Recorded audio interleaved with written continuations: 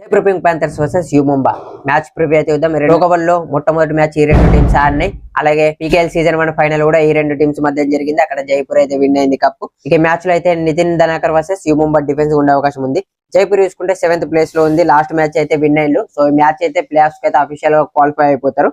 So loss అయితే మాత్రం కొంచెం వెయిట్ చేయాల్సి ఉంటది మిగతా టీమ్స్ రిజల్ట్స్ కోసం. లాస్ట్ మ్యాచ్ లో నితిన్ ధనాకర్ అయితే 15 రైట్ పాయింట్స్ అయితే స్కోర్ చేసిండు. ఇంజూర్ నుంచి ఫుల్లీ రికవర్ వచ్చిన తర్వాత చాలా మంచి పర్ఫార్మెన్స్ ఇస్తుండు. అలీ సమాద్ కూడా 5 రైట్ పాయింట్స్ అయితే స్కోర్ చేసిండు. అలీ సమాద్ని మధ్యలోనే సబ్స్టిట్యూట్ చేసి పర్విందర్ అనే రైడర్ అయితే తీసుకొచ్చిండు. అతను కూడా 3 రైట్ పాయింట్స్ అయితే స్కోర్ చేసిండు. ఈ పర్విందర్ అనే రైడర్ ఎవరంటే లాస్ట్ సీజన్ పట్నా పైరట్స్ లో ఉండే ఇతను. సో ఇప్పుడు present Jaipur pink Panthers coach Narender Reddy కూడా లాస్ట్ సీజన్ పట్నా పైరట్స్ కి ఆడింది కాబట్టి అక్కడ నుంచి అతన్ని అయితే తీసుకొచ్చిల్లు. సో అతను మంచి పర్ఫార్మెన్స్ ఇస్తుండు. రీప్లేస్మెంట్ గా తీసుకొచ్చిల్లు అతన్ని. డిఫెన్స్ అయితే సూపర్ పర్ఫార్మెన్స్ ఇస్తుందని చెప్పొచ్చు. కవర్స్ లో ఆశీష్ గానీ రేజా గానీ మంచి పర్ఫార్మెన్స్ ఇస్తుండ్రు. కానీ ఎక్స్పీరియన్స్ డిఫెండర్ అయిన రేజా అయితే లాస్ట్ మ్యాచ్ లో 0 టాకిల్ పాయింట్స్ అయితే వేసిండు.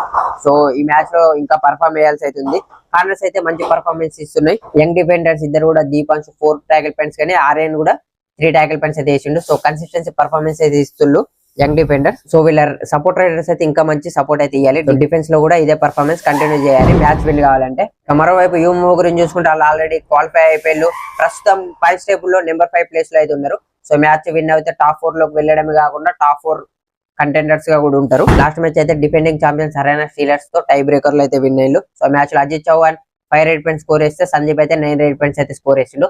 సో అజిత్ చౌహాన్ అయితే ఇంకెక్కువ పర్ఫార్మ్ చేయాలి. వీళ్ళు ప్లే ఆఫ్స్ లో మంచిగా పర్ఫార్మ్ చేయాలంటే రైడింగ్ ఇలాగా కంటిన్యూ చేయాలి. సో థర్డ్ రైడర్ ని కూడా తీసుకుంటే బాగుండే అవకాశం ఉంది. కానీ ఆల్రౌండర్ జాఫర్ ధనేష్ అయితే ఆల్రౌండర్ గా ఒక టీమ్ కి మంచి బ్యాలెన్స్ ఇస్తుండ్రు. అందుకే 2 రైడర్స్ 5 డిఫెండర్స్ కాంబోతో వెళ్తారు వీళ్ళు.